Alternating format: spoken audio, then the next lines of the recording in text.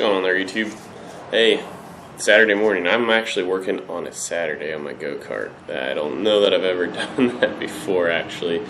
Usually do it on Sundays, just as kind of that hour and a half activity to do.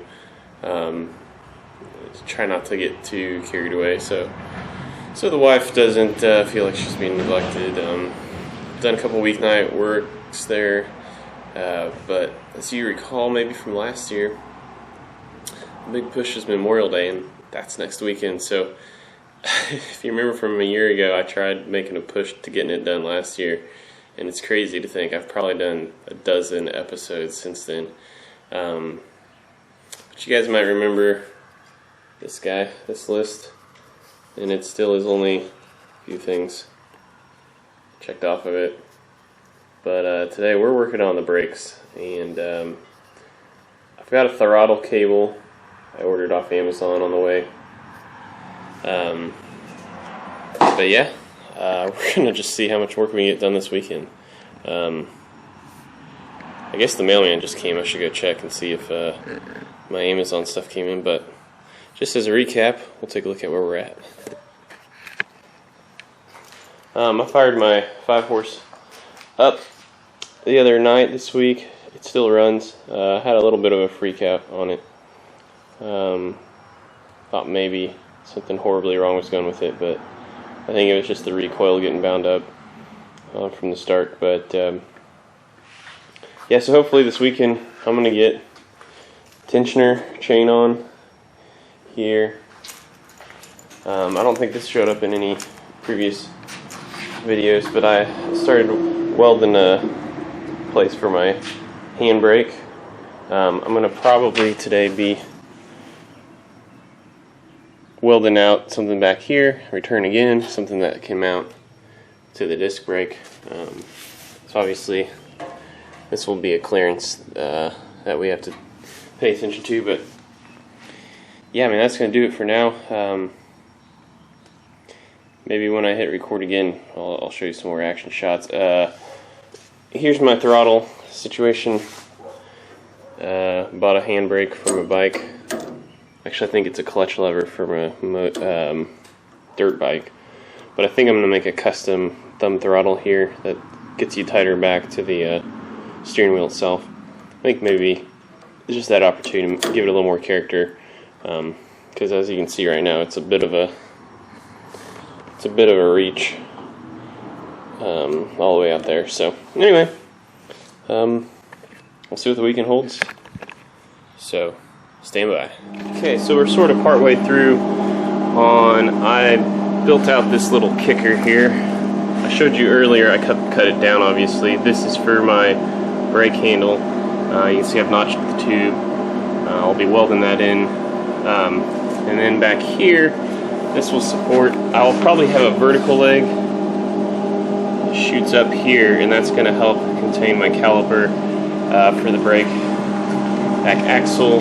Once I get the handle on, we'll be running a spring to the foot piece to keep the handle, you know, in its return position. But so far, I'm pretty happy with the way it's turning out. It's just time to burn some rod now and fill this all in. Of course, I'll chamfer this off when I get it tacked into place. But yeah, that's it's past midday here on Saturday. I think it's going to be a pretty long work day today, but hey, that's good. So, like I said, we'll keep dropping in with updates. I normally don't show my welds, so there's usually nothing to brag about. Hey, I think I'm getting to be an okay stick welder.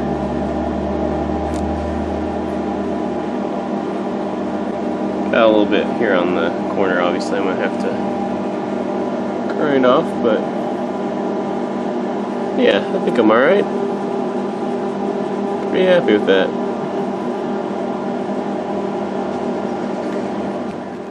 Alright, so this is it. I don't know if you guys remember my chain tensioner, which was this piece of walnut up here. Used to be back here, but I decided to put my idler sprocket back here. And then that guy up there, you know, obviously that thing's going to wear out over time, so that'll help me get my adjustment. And then got the brake done. So there you have it. We built out that little frame from earlier. Mounted the caliper back here. Now it's got, I haven't quite figured out how to adjust it right. It needs some sort of adjusting. I think I'm going to take it for my, inaugural test bin without adjusting it, just to kind of figure it out. Is it something that's going to be okay as time goes on or whatnot? But I think driving it's going to tell me a lot of, okay, yes, that absolutely has to be. Part of me wonders, having a little bit of play in it like it has, I think it just might wear away you can kind of hear that it's catching on something, but that's part of the pad's obviously going to get worn out before too long. So I don't know. We'll see how bad it is when I drive it. And of course, here's the handbrake. So you can see, like I said, I put the spring here on the footrest, but yeah, you have to throw it back to brake, but then it's got a nice little spring return on it. Little mounting here in the front for the handbrake, but yeah, I'm I'm stoked, guys. I still gotta throw the motor on and tighten the chains up and air up the tires, do all that stuff, but I think the next video you see, I may actually be driving this thing, so it's exciting. One more thing I forgot to mention on the brake here, there's a little pin down here that you have to punch out from the inside. Taking this thing apart, these two bolts felt like it was cross-threaded the whole way back in. That's some of the toughest nuts I've had to loosen that aren't rusted ever. But anyway, it used to be, this lever would have been in the back and then pull forward to brake, but I wanted the sort of emergency brake feel, the yank backwards to stop. So anyway, that was a bit of a pain. And then it's one of those things where once it's apart in two pieces, like all of the interior mechanism wants to just fall out because it's all just kind of gravity fed. You probably may have noticed a little gusset I put in here. The spring was, I was having the damnedest time keeping the caliper bracket upright, so I put in a gusset and the obligatory rat rod speed holes. So anyway, it's pretty cool, I think. But yeah, let's throw that motor on and let's take it for a test drive. Like I said, I don't have the throttle cable yet, so I'm probably just going to rig up kind of just a string on the carburetor so I can just pull it for more throttle. But yeah, I think I'll probably go inside, grab the GPS so I can see if I can record any top speeds at the moment, but who knows, we'll see. But this is it, we're finally here. Alright, here we go, YouTube. We're going to try to get this thing started. We're going to try to drive under its own power, and you might see the string there tied to the carburetor. That will be my temporary throttle. We have the GPS ready to go, see how fast this thing's going to go.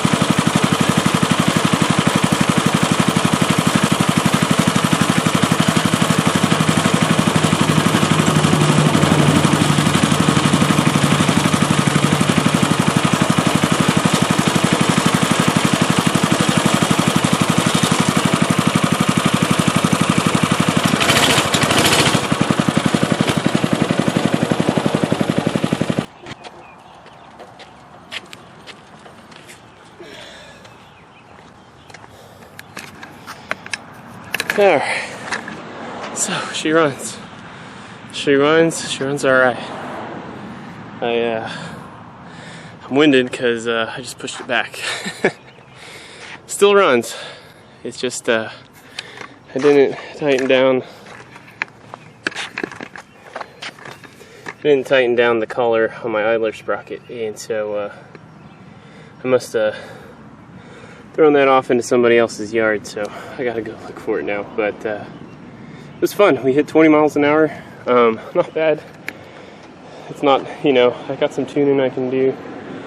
So yeah, it was fun. I mean, sure, it was downhill. I think once we started going uphill, it was about 18 miles an hour, I think, but it's also right before I lost the sprocket, so who knows if it's because of that. But hey, it's been a long journey, but it was worth it. So it was fun. Gotta go find that collar. Maybe we'll run it again tonight. But man, that was awesome. So thanks, guys. Till next time, peace out. Alright, so here's my cul-de-sac. I found the collar, and it was in the driveway of where that Super Duty is over there. About to that corner. It's where I lost the collar. But I made it all the way up to the next corner, which is right where that light pole is, for where the chain slipped off. So, not bad. But I'm gonna get this back on. I'm gonna go out for another spin.